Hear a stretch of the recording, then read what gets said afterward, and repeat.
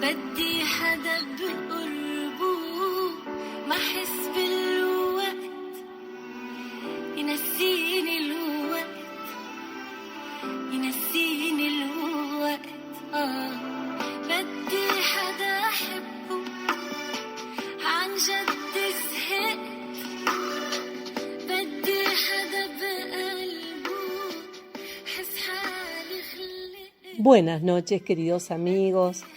La verdad que siempre es un placer esperarlos acá en una noche tan particular, un jueves a las 21 horas, donde quizás cada uno está ya por ir a acostarse o quizás por comer algo, pero acá nos reunimos como si fuera una mesa de charla para comentar acerca de nuestras historias, estas historias de inmigración que van sucediéndose en este programa titulado Entre Cedros y Café, justamente por ser una invitación que viene desde la colectividad libanesa, pero que está abierta y tiene la mano tendida hacia otras colectividades que nos quieran contar acerca de estas historias, costumbres, tradiciones, todo aquello que hace a que hoy seamos lo que somos, ¿no? Nuestra herencia.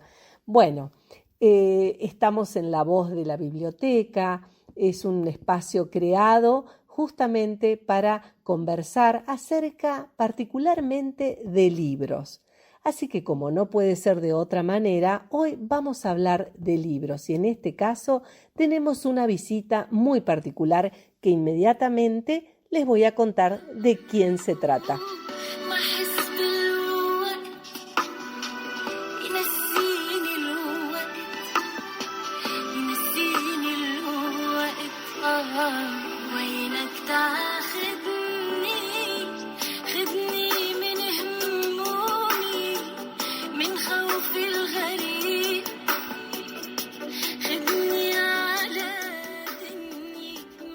Y con esta hermosa música de fondo voy a presentar a María Esther Josami. María Esther Josami es doctora en Psicología Social por la Universidad Kennedy, es psicoanalista, es miembro fundador de la Fundación Sigmund Freud de Tucumán, es docente de grado, es también docente de posgrado en la Facultad de Psicología de la UBA. Bueno, tiene infinidades de actividades y una de estas actividades es que es profesora titular de la Cátedra Libre del Líbano de la Universidad Kennedy. Así que es un lujo tenerla con nosotros, es escritora además y nos va a ir contando acerca de estas actividades que ella hace, pero en particular queremos hablar acerca de su historia familiar ligada al Líbano. Buenas noches, querida María Esther. Buenas noches, Laila. Es un placer tu invitación. Es un placer poder estar en este espacio con café y con cedros en el corazón. Y bueno, un espacio que quiero felicitarte por haberlo creado. Vos sos una creadora, una escritora enorme y creo que das fe de toda tu historia, de todo tu recorrido en tus escritos, en tus libros y en tus textos orales también, ¿no? Yo creo que este espacio es una gran contribución de la colectividad y a la colectividad, porque dijiste que está abierto a otras colectividades, es decir, tu objetivo es muy generoso. Y creo que también describe un rasgo de nuestras historias, de nuestros pueblos, de nuestro pueblo, del Líbano. Muchas gracias por tus apreciaciones, María Esther. Y te quería preguntar, lo primero que quisiera saber es, ¿cómo llega a tu corazón el Líbano? ¿Cómo llega a formarse un cedro? que sos vos. A ver, perdón, es que no se llegó a formar. Yo desde que tengo uso de razón tengo un cedro por corazón. Es lo que hemos vivido familiarmente las tres hermanas, porque hemos sido tres hermanas, somos tres hermanas. Entonces, no lo siento como una construcción, es como que, entre comillas, vinimos con eso. Por supuesto que es una construcción familiar, inconsciente, y después racional y con decisiones personales tomadas a plena conciencia, pero me pusieron un corazón de cedro, así que estoy muy orgullosa de eso. Qué lindo, y te he escuchado decir muchas veces que en vez de sangre tenés aceite de oliva. Totalmente. Así que miren qué cosa extraña de la que estoy formada, porque un corazón de cedro y aceite de oliva en las venas. Así que, de verdad, La verdad que quería preguntarte acerca de la historia, de cómo fue sí. esta llegada a este lugar, tan lejos, ¿no? Acá Argentina. Contanos un poco Ujú, lo que vos sabés, lo que te han sí, contado, lo que has vivido. sí. Bueno, mis abuelos maternos vinieron siendo ellos todavía niños con sus padres. Es decir, que mis bisabuelos son los que arrancaron desde el lado materno los Mucárcel. Asís Mucárcel se llamaba mi abuelo y Esther Abdo de Mucárcel, mi abuela, llevó su nombre. De este matrimonio nace una hija, mi madre, Daniela, que nace argentina de padres, abuelos y tatarabuelos libaneses. Y por el lado paterno, mi padre pierde a su padre muy tempranamente, él tenía 12 años, eran 7 hermanos, algunos fallecen temprano. Mi abuela se queda en el Líbano, en Amiún específicamente, porque los Hossami somos de Amiún. Bueno, mi padre vino a los 17 años en un barco con la recomendación de un pariente que le dijo a alguien que venía en el barco, por favor, mírelo, porque si alguien preguntaba si había un adulto para respaldarlo, aunque sea este vecino semi desconocido, iba a hacer ese papel, esa función. Llegó a los 17 años, llegó a Buenos Aires, de Buenos Aires se fue a Catamarca, donde ya vivía una tía, una tía del lado paterno, con su esposo, también libanés, ella también, libanesa, nacida en el Líbano, y los primeros pasos los hizo en Catamarca y él sentía un gran amor por esa familia y por ese tío Espiridón, se llamaba el tío, y la tía era una tía fuerte de estas matriarcas libanesas que lo tenían cortito, pero él los amó. Y bueno, con esto, Adela se llamaba la tía, y con esto que sucedió que el tío le dijo, aquí tienes una valijita, y salí a vender. Así que esto que parece mito, Sí. la vida de mi familia es absolutamente algo concreto, no es una metáfora, ni es un mito. Ahora De lo cual, vamos a seguir conversando porque, bueno, quiero preguntarte muchas cosas de este viaje que contaste, porque siempre hay un barco en el medio. Enseguidita nomás vamos a continuar hablando con María Esther Josame. سمعني حداك وينك تاخذني خذني من همومي بلاد ما فيها حدا إلا أنا وأنت Recién María Esther nos contaba de sus abuelos que vinieron en ese barco, también nos contaba de su papá, tan chiquito, ¿no? Porque uno dice 17 años, era apenas un chico, que alguien lo mirara para que, a ver, que no le pasara nada, en fin, cómo uno se imagina escenas de desesperación que han hecho que bueno, se suban al barco y sufran este destierro tan abrupto, ¿no? Si nos pudieras contar, María Esther, Sí. ¿qué te contaban ellos de ese viaje? ¿Hablaban de esa situación? ¿Alguna vez comentaron lo que sentían, el dolor de ese desarraigo? ¿Lo manifestaban de alguna manera? Fíjate que es muy interesante tu pregunta y yo he encontrado en que es algo que a muchas personas con las que he hablado han contestado en forma parecida. Mi padre solo relataba que había llegado a Marsella y de Marsella a Génova, o al revés, ya no recuerdo, pero digamos y salió de Trípoli, en el Líbano, del puerto de Trípoli, y hace ese recorrido en barco y después llega a la Argentina y llega a Catamarca.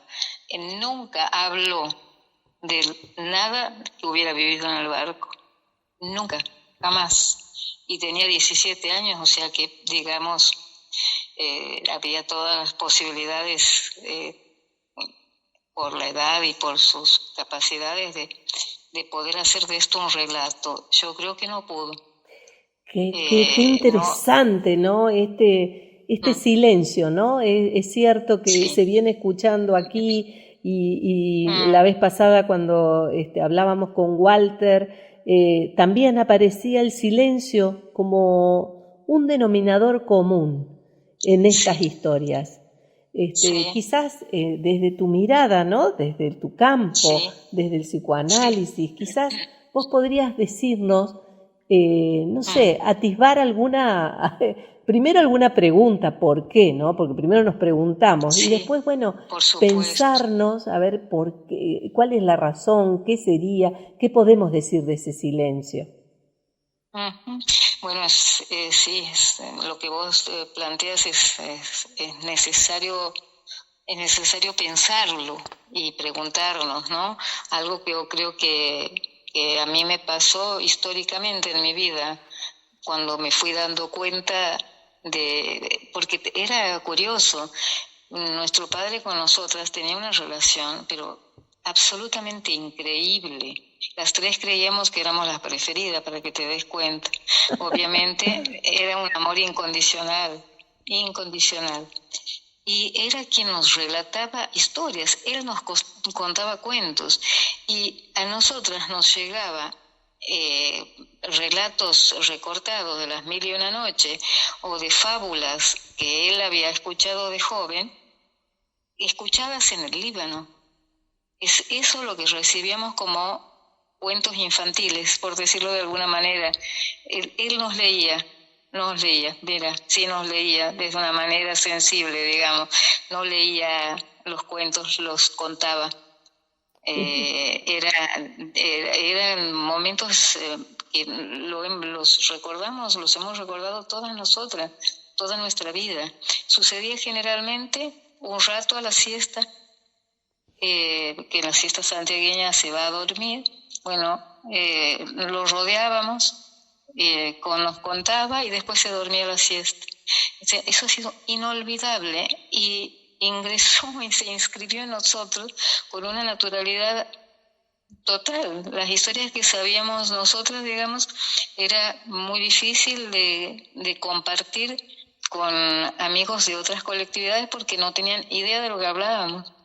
Sí, podíamos compartirlas, pero quiero decir, no es que ellos la hubieran escuchado.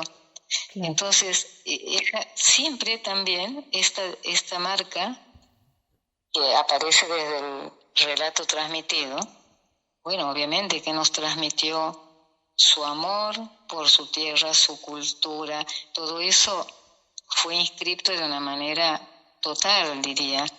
La música también, digamos, algo que él destacó toda su vida era la forma de vida de familiar en cuanto a la importancia de la familia. Esto creo que nos pasa, creo que a todos los que eh, pues relatamos historias con padres inmigrantes, ¿no? O abuelos inmigrantes. No era un silencio que lo alejaba de nosotros, no hablar de lo sucedido en el barco. Su relato, y con mucho humor, lo cual hablaba de su sensibilidad e inteligencia, contaba sus vivencias a partir de Catamarca, donde el tío lo tenía, pero no cortito, re cortito, y él lo adoraba, y la tía Adela lo mismo, y su recorrido como vendedor ambulante, como los que suelen decir, el paisano vende vaineta. Bueno, mi papá era un paisano que vendía vaineta, muy orgullosa yo de esto. Claro que sí. Cuando te escucho en este hilo, ¿no? De ese silencio que se transformó en metáfora y se transforma en relatos de humor y en relatos fantásticos de zonas y realmente irreconocibles o no clasificadas dentro del grupo que ustedes tenían de pertenencia. Realmente no dejo de pensar en una frase que escribiste en uno de tus libros, de Exilios y Destinos, donde vos decís esto: el sirio y el libanés tuvieron inicialmente una inserción marginal. La venta ambulante nos presenta inicialmente a un extraño a la comunidad local, tan extraño como su lenguaje. Es tan impactante leerlo, porque bueno, uno habla en general, pero hay que tomarlo, ¿no? Desde lo que él estaba, como bien decís vos, inscribiendo de nuevo, estaba inscribiendo en ustedes y en una comunidad donde él estaba, y bueno, y vos hoy lo haces en tu cátedra, de alguna manera has seguido con ese hilo, ¿no? Pero contanos un poco acerca de esto, ¿no? Del sirio y el libanés como marginal. Bueno, yo creo que lo que yo trabajo en ese libro, de alguna manera puede caer mal a mucha gente, inclusive de la colectividad, porque hay a veces, o ha habido en todo el recorrido que he hecho para escribir lo que he escrito, muchos encuentros y muchas palabras o diálogos que llevaron a decir, pero los libaneses o los sirios y los libaneses nos hemos absolutamente incorporado y somos uno más en la sociedad argentina. Y la verdad que yo creo que no, porque partamos de un punto de partida, un país de un punto de partida, aunque sea una redundancia. Un país que se armó con inmigrantes, sí. Nuestros padres y nuestros abuelos fueron parte de la población que pobló estas tierras benditas. Mi padre decía eso, que amaba a la Argentina, pero nunca se nacionalizó. Había en este punto el soportar las diferencias, porque yo creo que no nacionalizarse también toca un punto de retener su inscripción de origen. Exacto. De alguna manera él inscribió a través de su familia, la familia que armó, que es lo más maravilloso que él hizo en su vida, pero además planteado así. Él amó tener 3 hijas, que es raro en los árabes en general y en los libaneses en particular, que conozco por lo menos, esta cuestión del hijo varón, de toda esta cuestión. Sí. Él siempre amó tener 3 hijas y fue consecuente con eso. Ahora, por el lado de la inserción y de los sirios y los libaneses, esto que vos leíste, en realidad yo acudí a la historia, o aparte de la historia, por supuesto, ¿no? Las leyes de Sarmiento y Avellaneda. Las leyes de Sarmiento y Avellaneda pedían inmigrantes europeos. Ajá. Y en lo posible, franceses y alemanes. Vinieron muy pocos franceses, muy pocos alemanes, mucho italiano, mucho español, algún que otro portugués, Y después estaba la inmigración no deseada, dicho por Avellaneda en el diario La Nación de la época. Estas personas que contaminan la sociedad, etcétera, etcétera. Y Sarmiento lo mismo, que podríamos, el que le interese hacer un estudio sobre la vida de Sarmiento, se va a encontrar con un origen árabe en su historia. Pero bueno, más allá de eso, vamos a algo muy concreto. Los asiáticos, o sea, nosotros, también judíos y armenios, etcétera, pero los libaneses en particular. No hay muchos libaneses que hayan pasado por el hotel de los inmigrantes. Y esto no es casualidad, porque no eran inmigrantes pedidos por la nación. Claro. Si no eran pedidos por la nación, tampoco tenían asistencia. Está ese costado de esto. Está el otro costado, que también han venido la gente que venía con dinero suficiente, no le era necesario. Y también está la otra cara de esto, en donde de alguna forma, si había alguien que lo recibiera al inmigrante, tampoco le era necesario pasar por el hotel de los inmigrantes. Quiere decir que el Estado Nacional en esa época, en verdad, no tenía ningún interés de que su población sea tan grande en cuanto a países no deseables, porque no eran mano de obra para los campos y la mayoría eran comerciantes. Dicho con estas palabras, realmente te escucho con atención y quisiera ahora, en un minuto nada más, volver a tomar esto porque te quiero repreguntar un par de cosas. Pero bueno, vamos a seguir hablando porque nadie habla de estos temas y nadie lo hace mejor que María Esther Josami. En un minuto nada más seguimos conversando.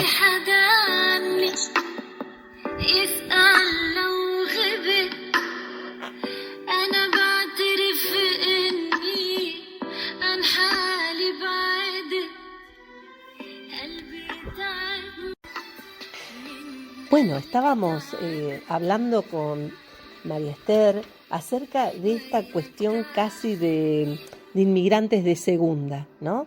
De los no deseados. Este es un concepto que de alguna manera también inscribe y bueno, genera algo subjetivo en cada uno de los inmigrantes libaneses, ¿no? En el libro, María Esther, en el mismo libro del que estamos hablando, hay una parte que dice, más abajo, en la decisión de emigrar había algo irrevocable. Algo había sido perdido para siempre. Algo que inevitablemente enfrenta al sujeto con una pérdida estructural. Bueno, y después habla del duelo, de todo lo que eso supone, y pensaba, ¿no?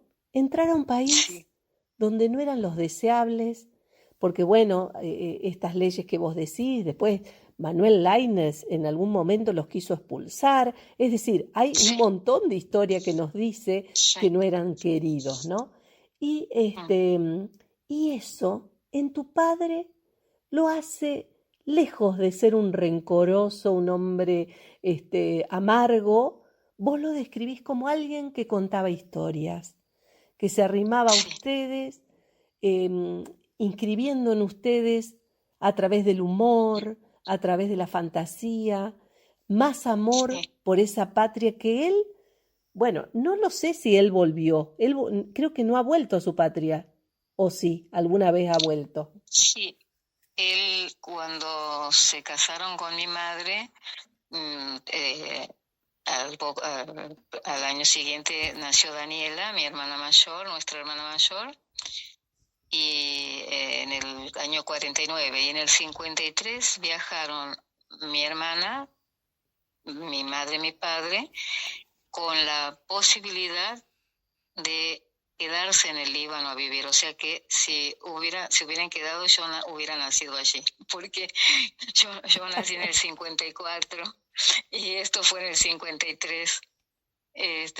Bueno, estuvieron 6 meses y mi padre decidió que su hogar, el que él había dejado, el que él había añorado reencontrar, bueno, ya no era el mismo. Su hogar lo había armado en la Argentina. Y a esto hay que agregarle que cuando se casaron mis padres, su madre, mi abuela paterna, Nazur Taleb de Hosami, había quedado en unión con uno solo de sus hijos, con el menor, Edmond, que vinieron en el mismo año que se casaron mis padres, vinieron a la Argentina. Entonces, él ya tenía su madre y todos sus hermanos, los que tenía ya en la Argentina. Claro. Y fue allá y claro, era mucha nostalgia, mucho movimiento y mucha conmoción, pero sintió que su hogar era la Argentina, con su familia, la que él formó. Porque Claro. si hay algo que fue muy intenso en mi padre, fue su enorme generosidad en todo. Mi padre, aún hoy, con gente de Santiago, de la banda, que lo ha conocido porque eran comerciantes por décadas, fueron comerciantes, lo que recuerdan es esto, su buen trato y su generosidad.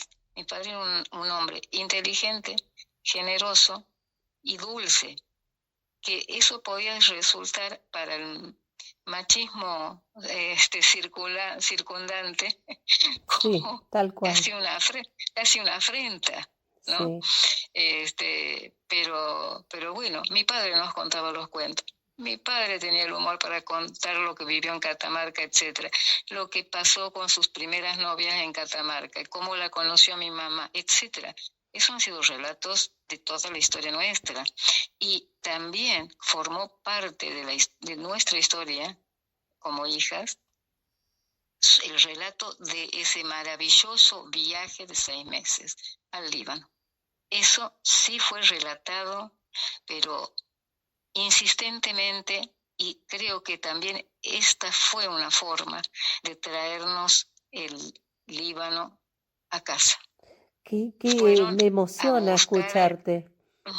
Es que fueron a buscar el Líbano y lo pudieron traer con ellos. Y fue acompañado, fue en otras circunstancias, ¿no? Se fue con su primera hija y con su esposo. Claro, fue con su familia y da la impresión como que fue a mostrarlos y a mostrarles qué era y quizás hubiera ido y vuelto varias veces. A mí me emociona ver en la tapa, en una parte del libro aparece la foto donde ellos están yéndose en este viaje y bueno, y también fue curar un dolor, ¿no? Un duelo, ¿no? Hay un capítulo cuando dice cuando un duelo es posible y quizás ese viaje fue absolutamente sanador para ese duelo. Este capítulo que te nombré empieza diciendo, vos escribiste esto, el sirio y el libanés no venían para hacerse la América. Había en todos ellos una conmovedora avidez de patria. Lo nombrás a Ponsanti, Historias de Inmigrante. Qué impactante que fue esa frase para mí cuando lo leí por primera vez. Sí, ávidos de patria, de padre simbólico, de eso que los aferre a una historia de vida.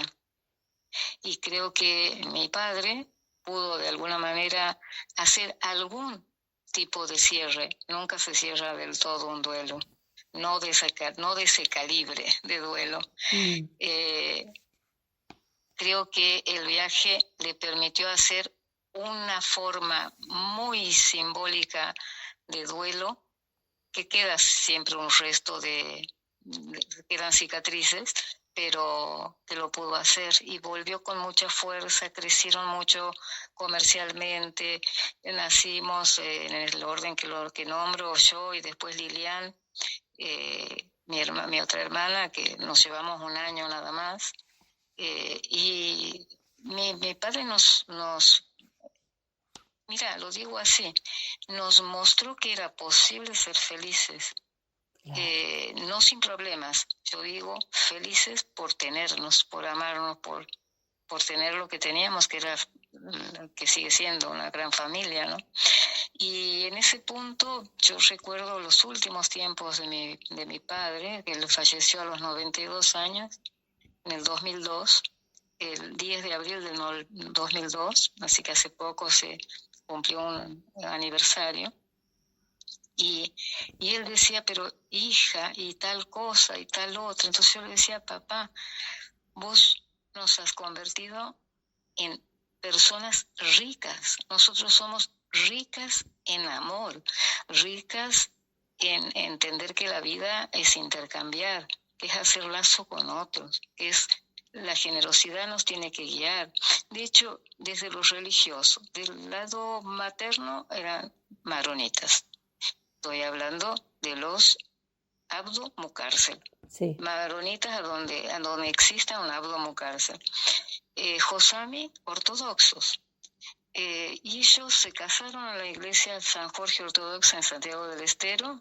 Nos bautizaron a las 3 en esa iglesia y nunca más pisaron la iglesia, más que para algún evento social al que eran invitados, ¿no? Porque ellos nos decían que la única religión que nos querían transmitir era ser buenas personas, que si después nos acercábamos a algún tipo de propuesta religiosa, de iglesia, etcétera, de comunidad religiosa, que tenía que ser una decisión responsable nuestra. Qué hombre avanzado para... Sí. Pero muy, tan de avanzado. Perdón. Y yo, el otro costado de esto, sabemos, o los que venimos de familias de este origen, sabemos que en general nuestras familias querían para sus hijos, o sea, para nosotros, una vida profesional, ¿no? Al menos hasta donde me ha tocado vivir y compartir, este es un lugar común. Éramos 3 mujeres de una pareja mi padre nació en 1910 y mi madre en 1924, o sea, estoy hablando de gente obviamente, de otras generaciones, sí, en todos los sentidos. Y cuando crecimos, pero desde chicas, siempre con algo que ellos nos transmitían los dos, mi padre y mi madre también. Era, ustedes tienen que ser mujeres independientes, no depender de nadie. Y si se enamoran, cásense. No era una obligación casarse y depender del marido, mucho menos. Nos enseñaron que la independencia es pariente cercana de la dignidad. Qué genial. Y bueno, y estoy hablando de padres donde lo común no era eso. Estoy hablando de la generación, claro, a la que pertenecía, ¿no? Y el tipo de familia, además. Exacto. Y por otro lado, también otra cuestión muy así, una curiosidad casi en este tipo de situación, que era, ustedes, hijas, decidan lo que quieran siempre que sea correcto. O sea, esa frase la hemos escuchado, creo que absolutamente toda nuestra vida. Entonces, con ese camino marcado, creo que las 3 seguimos ese camino, o al menos hemos intentado e intentamos seguir ese camino, esos caminos. Así que solo tengo agradecimiento para mis padres. Un hombre con una nobleza y una enorme particularidad de generosidad enorme, un hombre que sin duda fue estructurante para todas ustedes, y también fíjate qué grande que esto ha llegado a crear también una estructura en una universidad donde, bueno, se realiza esta cátedra libre de Líbano. La verdad, María Esther, yo me quedaría horas escuchándote. El programa quedó como chico, pero yo me quedaría horas escuchando esto porque es tan valioso todo lo que nos estás contando. Y quiero leerles a quienes están escuchando un poema tan bello cuando ella dijo: mi padre, lo que hicieron fue traernos al Líbano aquí. Y dice justamente esto, dice así: aquí estoy. ¿Quién ha dicho que me fui del Líbano? Si yo soy el Líbano. ¿Quién afirma que me fui del Líbano? Si yo he traído al Líbano conmigo. Bueno, ella lo dice en su libro, María Esther Josami, en el libro de Exilios y Destinos, nombra un poema que se llama Yo soy el Líbano, de Omar Ayub y de Jorge Abugauch, no sé cómo lo pronuncié, pero es precioso ese pequeño texto que cierra esta historia, como ella dice bien, no cierra nada, porque en realidad abrió toda una cuestión, pero que de alguna manera podemos hilvanar, darle una puntada a ese momento donde vos empezás a ver el libro y aparece esa foto de ese viaje y lo conectás inmediatamente cuando lees este poema y dice si yo he traído al Líbano conmigo. Hoy, María Esther, en esta noche nos has traído al Líbano contigo y estamos empapados escuchándote. Yo en lo personal, sabés que te quiero mucho, que te valoro un montón lo que vos haces, admiro profundamente tus escritos, los leo, los releo, los tengo subrayados. Yo creo de que sí, efectivamente son una cátedra abierta y te invito para que nos acompañes no solamente en este programa, sino en otros programas donde quizás hasta abriríamos capítulo por capítulo estos libros que vos has escrito. Muchísimas gracias, María Esther. Para mí un honor inmenso. Yo estoy muy feliz de estar en este espacio conversando con vos y que me permitas hilvanar estas historias, porque... Sí, te escucho. Sí, porque también son curativas para mí.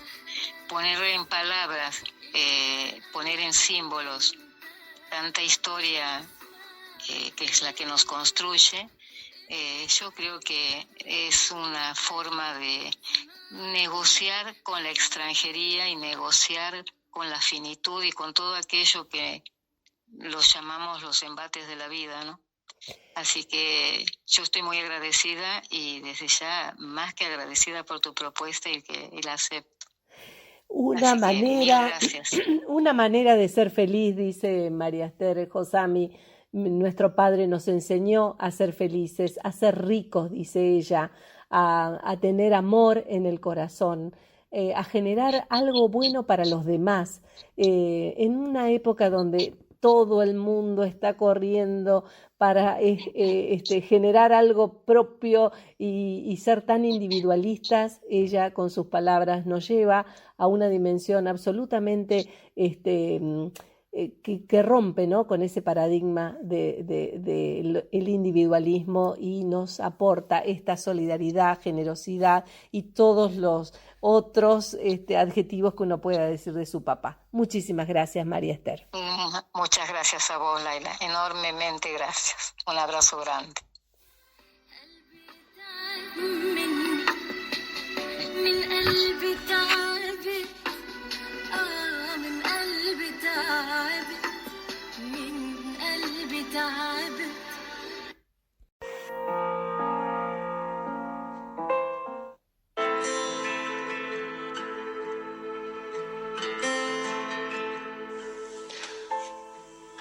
Mar Mediterráneo, 3 de noviembre de 1915, saliendo del puerto de Beirut. Marí, mi querida, tu llanto, tus gritos, tu desgarro, tu cuerpo quebrado, son imágenes que crepitan en mi cabeza. Verte tirada en el suelo, suplicando que no me vaya, es una puntada que me clava el pecho y no me deja respirar. Quise bajarme, pensé gritar, que no soltaran las amarras, pero por una absurda cobardía no lo hice. Era por eso que no quería despertarte al irme, Fue tu instinto intacto, imbatible, que hizo que te despertaras y que me siguieras hasta aquí. Te pido que trates de entender que no te abandono, estás conmigo, pero no puedo llevarte, y eso me enferma. Tuve que irme, eso les prometí a mis hermanos. Vas a ver, todo va a estar bien, pronto nos vamos a encontrar. No puedo seguir escribiendo porque el llanto se escapa de mis ojos y no puedo más. Si me odias no te culpo, solo te pido que vivas. Hablé con mis hermanos y Dagud juró cuidarte. Elías va a llevar a los niños, ya tiene todo planeado. Voy por ayuda, por encontrar algo más que no sean lágrimas. Cada bala que silba me hinca en el pecho y me duele no poder hacer nada. No puedo quedarme y mirar. Me llevo tu risa, tu música, tu espalda, tu aliento, tu olor, tu mirada. Nada más se aleja mi cuerpo, mi corazón se queda allí contigo. Dile a Antoine que pronto viajaremos juntos por el océano en un barco gigante que nos llevará a América, tal como se lo conté la otra noche. Eva tendrá su muñeca, la de pelo oscuro, al pequeño Yunes, para que no llore, cántale por mí, Endi Baba o a Endi Mama. Dile a Madeleine que no tenga miedo. Le dejo el sombrero con el que siempre juega para que se lo ponga cuando sienta temor. A Sammy, todavía es muy pequeño, que siga soñando con ángeles después de escuchar tu voz. Te adora, Michelle.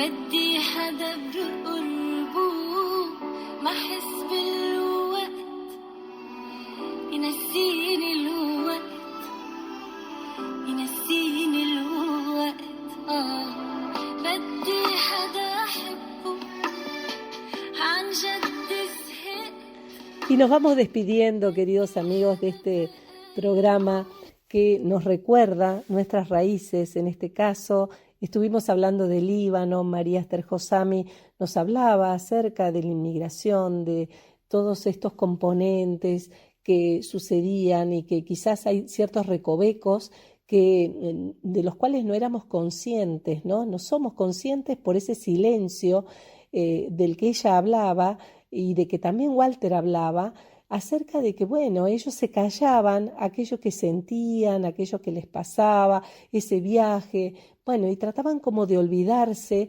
para seguir adelante, ¿no? Se hacían fuertes de la manera que sea, se hacían resilientes, como se dice ahora, ¿no? Adaptarse a ese mundo que buscaban como nuevo, una patria nueva, una patria que realmente fuera sin guerras.